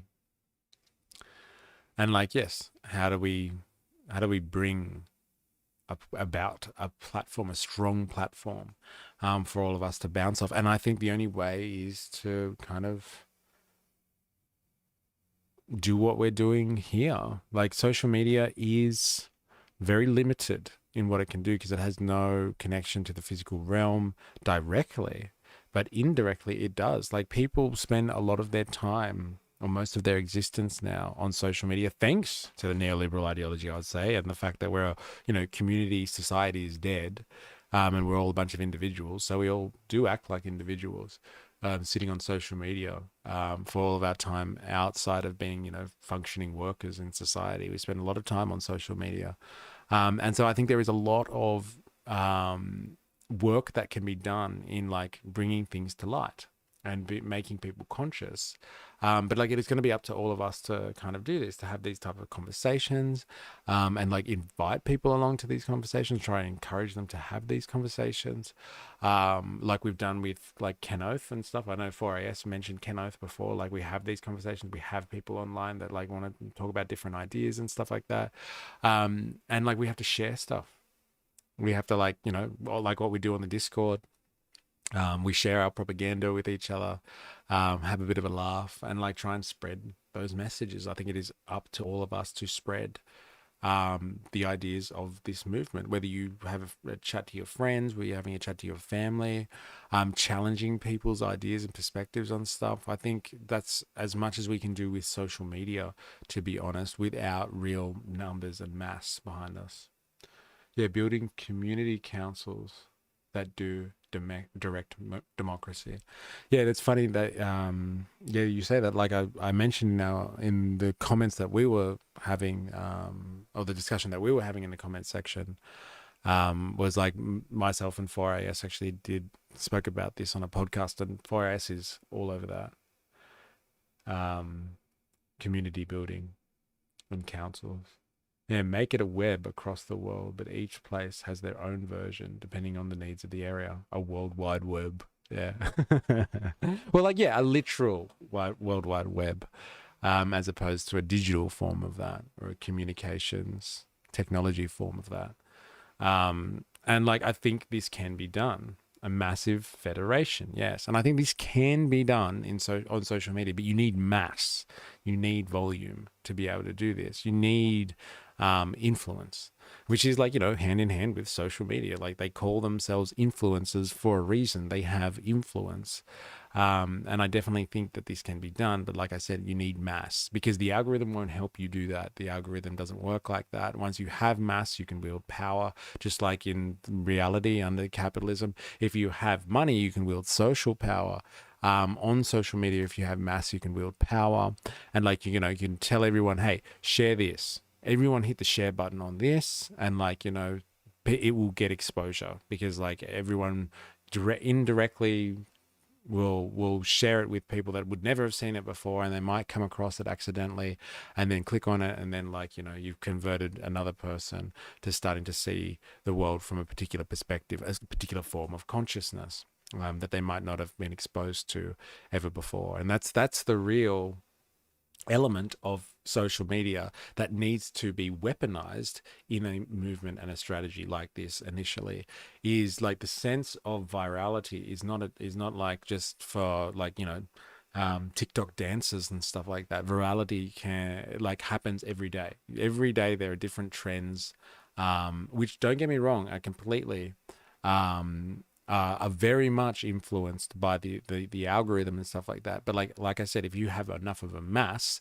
you can artificially produce virality to a certain extent, unless you get blacklisted or banned or something like that. Not that would ever happen on this channel, because I know how many times people get censored in the chat and stuff like that, which hasn't really been happening today, actually, might I add, which is very interesting, actually. Reality Pixel Media, building gardens everywhere and just planting fruit trees on nature strips. Yeah, that's some direct action right there. You haven't been censored today. You've obviously been good. You've been behaving yourself in the eyes of the algorithm. But, like, yeah, you have. Have you been censored? 4IS again. You're such a fucking rebel.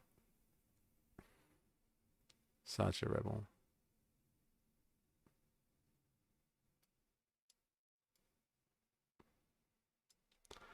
This at Adu that you were talking about, this channel.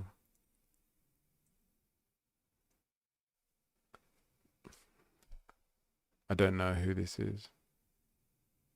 Adu. Is this the one here? Adu? An Australian communizer? Is that the one?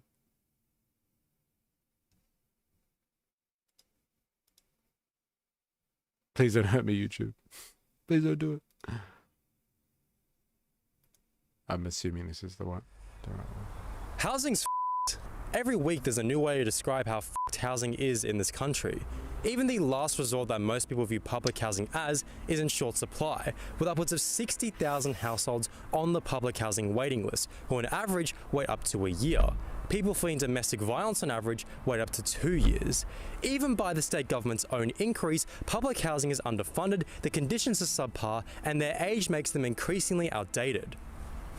Public housing. Oh, wings of cheese. No way.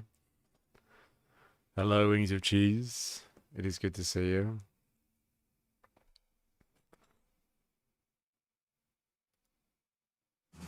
Holiday.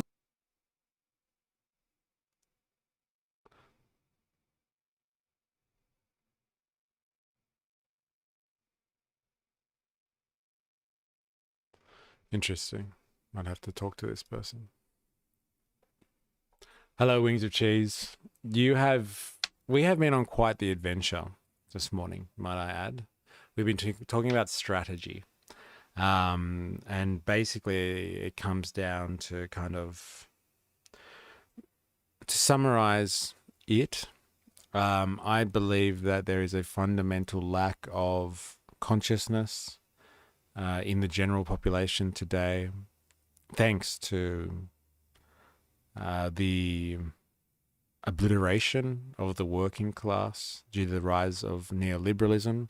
And there was a revolution. There was an ideological revolution, or there was a revolution of sorts in the 70s, and that was the neoliberal revolution. There was a crisis point that capital was reaching. Like, there's many forms of crises for capital, and one of those crises are not the obvious ones, like a financial crisis, like in 2008 or something like that. But like a crisis of capital being in its struggle against labor. And basically after the world wars, and thanks to the strength of the working class and unions and all that sort of stuff, capital was basically under attack. And like capitalists had realized that like they had ceded a lot of ground to the workers' movement, and they were the ability for capital to reproduce itself as a system was under threat. And so they put the liberal ideological framework that was built and developed under the Industrial Revolution and around actual capitalism. They threw liberalism away, and then they brought about this idea of this ideological framework being neoliberalism. And neoliberalism was basically a turning point in capital's reproduction, which destroyed any idea of community and solidarity and brought about a society of atomized individuals where like no one should be relying on society anymore to recreate their own existence, which is how humans have been living forever. Is like we always rely on community, we always rely on society to survive. And then it was just about the individual. And once everything was brought down to the individual level, then you could justify private interests in the extreme. And so the neoliberal framework, in that sense, helped destroy the social welfare state. It helped bring in systems of austerity where you cut funding to public services and to government, and you start privatizing everything. And that was when the capitalist class basically got the upper hand in the struggle against labor. And that was the chance for them to open up to real globalization. So not global trade, which is what we already had, but actual globalization where transnational corporations were able to fly around the world and associate themselves not with a country, but just with private interest only. And basically, as a result of that, in these most advanced capitalist countries like, you know, your Americas, your Britons, they de-industrialized. They destroyed their own industrial sector to undermine the power of their own working classes, and they shipped that over to developing nations just in spite of their own working classes because they were getting too powerful.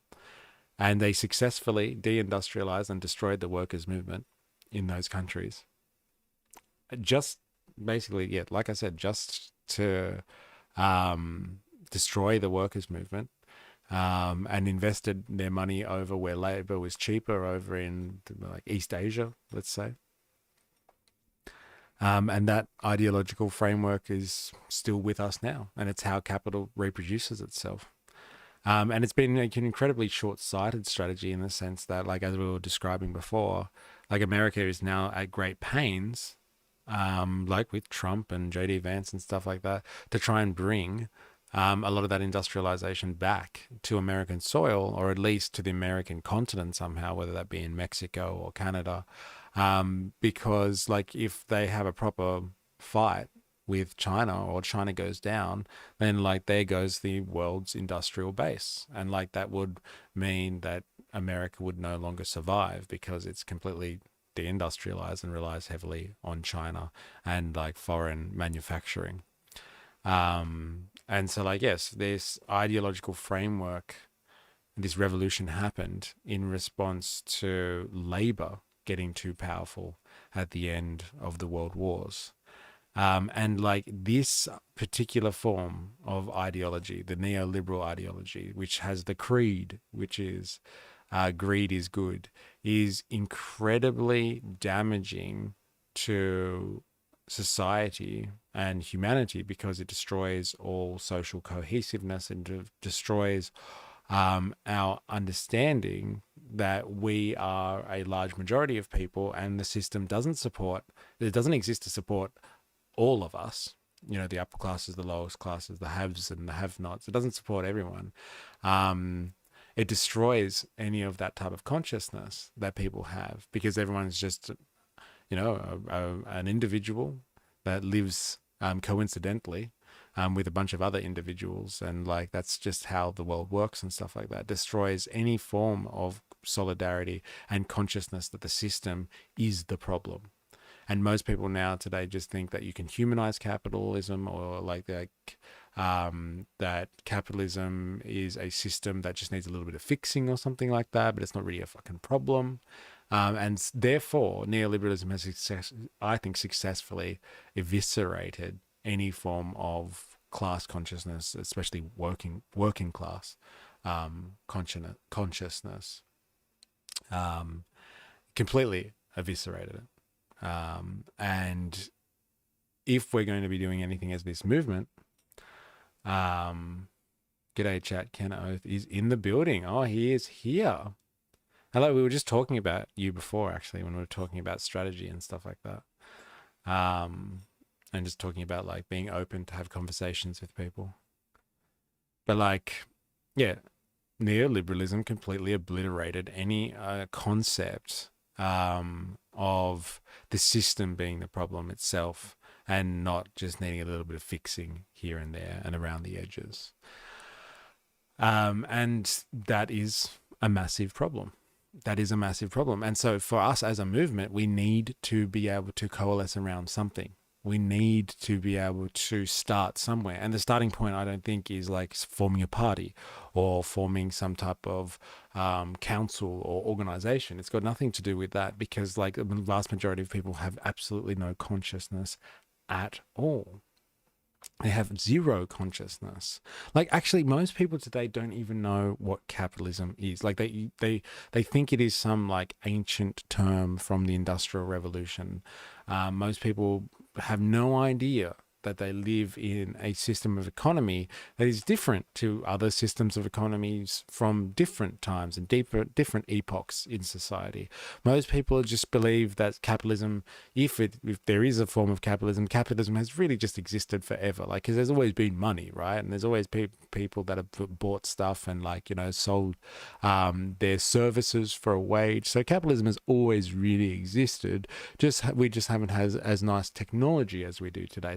So capitalism is really just like the exact same conditions, and money has always existed and people have always worked. It's just that we have nicer stuff nowadays. And that's the difference. And that's what capitalism is, if it exists. And so that type of lack of general consciousness out there is our starting point, I would say.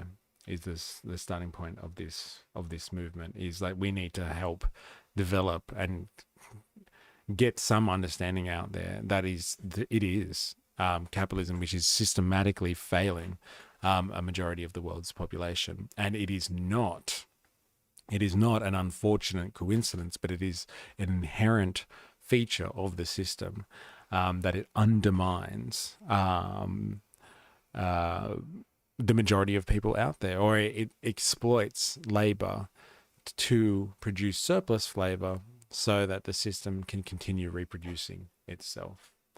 The idea that we need better masters instead of no masters. Yeah, that is a good way of putting it. Very similar to hierarchy. People think that it has always been there. Basically, hierarchical realism. Yeah, and and look, I would say that like there is a form of hierarchy that is more natural than others. There is social hierarchies that develop all the time.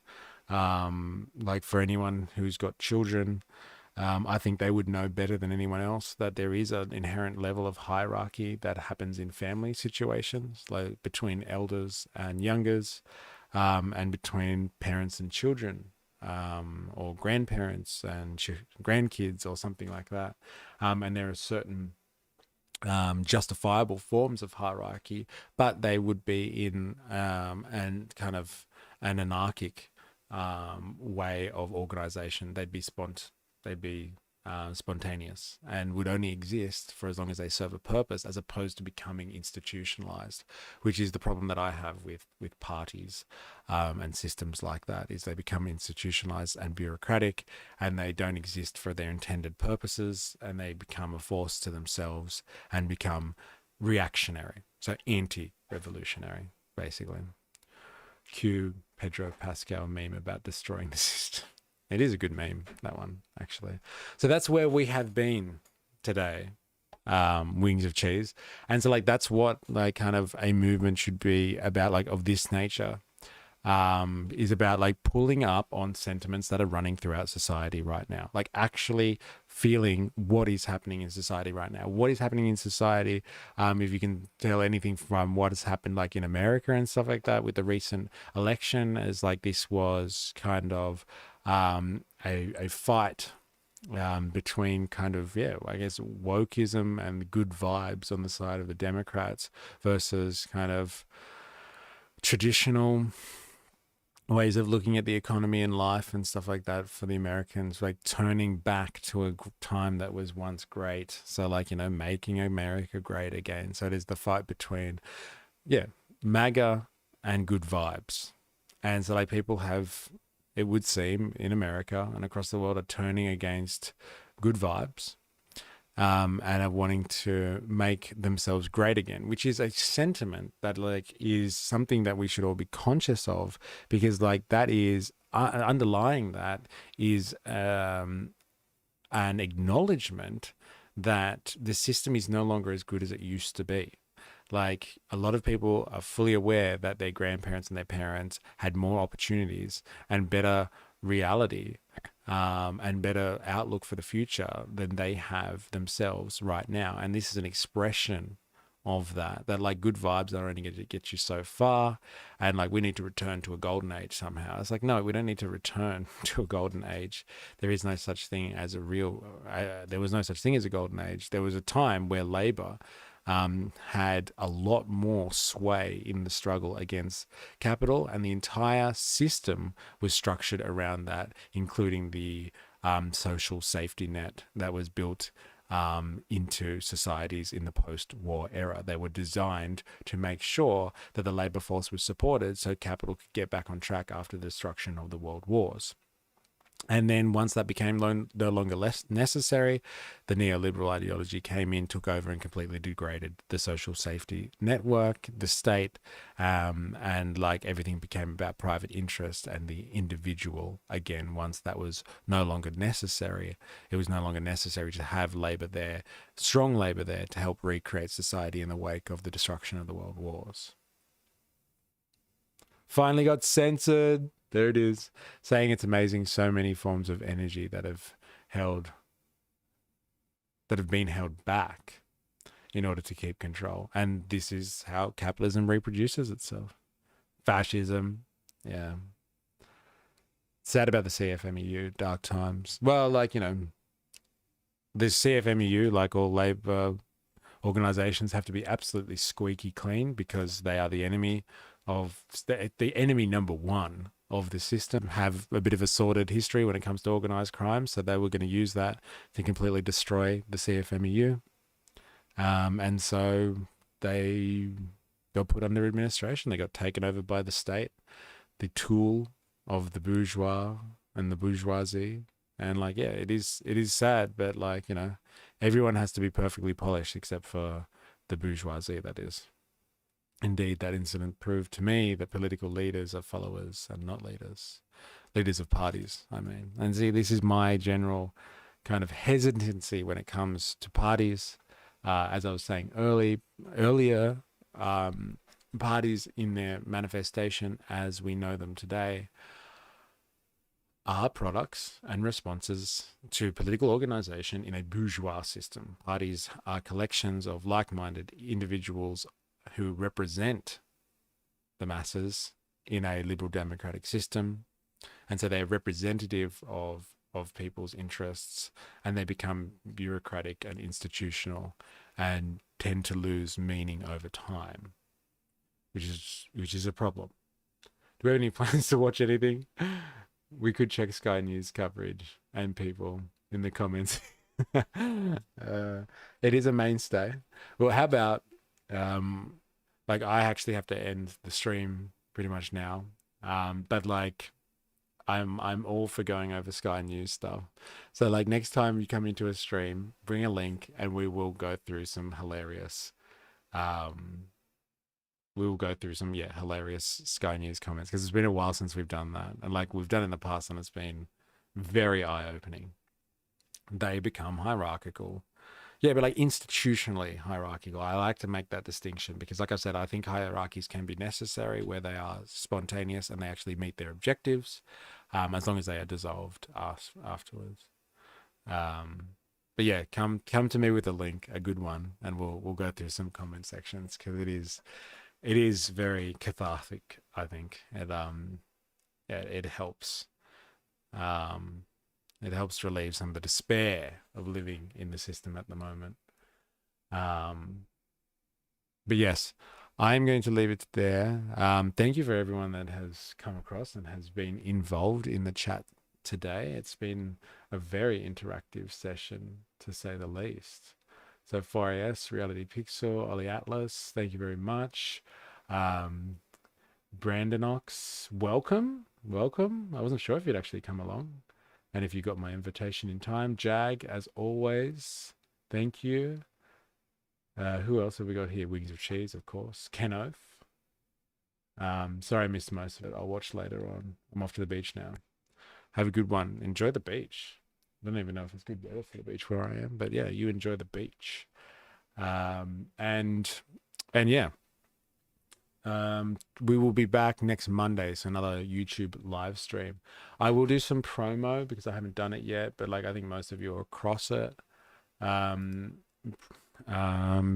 it Brandonox? If you would like to continue these types of conversations and spread your propaganda, please come and join us on the Discord. I'm going to put an invitation for you there, so you can come across, like I said, share your thoughts with us on Discord. Hot as fuck in Tassie today. Okay, fair enough. It's not as hot where I am, actually. I think it's like 26. But yeah, enjoy the beach. I am jealous, I must say. Yeah, come and join the Discord. There's your invitation. You too, Kenneth. Come and join the Discord. Come and join the Discord if you are interested. And then come and join the Patreon too. So I can actually get you notifications, because like, yeah, social media doesn't actually give out notifications to everyone. It's subject to the algorithm. So yeah, join the Patreon. You can join up for free. And like I can actually get notifications to you there properly, because it does actually give notifications out. And if you want to financially support, please do so. I would be forever in your debt. And that is it for me for today. And we'll be back on Monday with another live stream. But thank you everyone for coming along. This is the first live stream unmasked. Here's to many more. Here's to many more. And here's to the movement. And until next time, please remember, I am, you are, we are a MysterE. Have a good weekend, everyone. Cheers.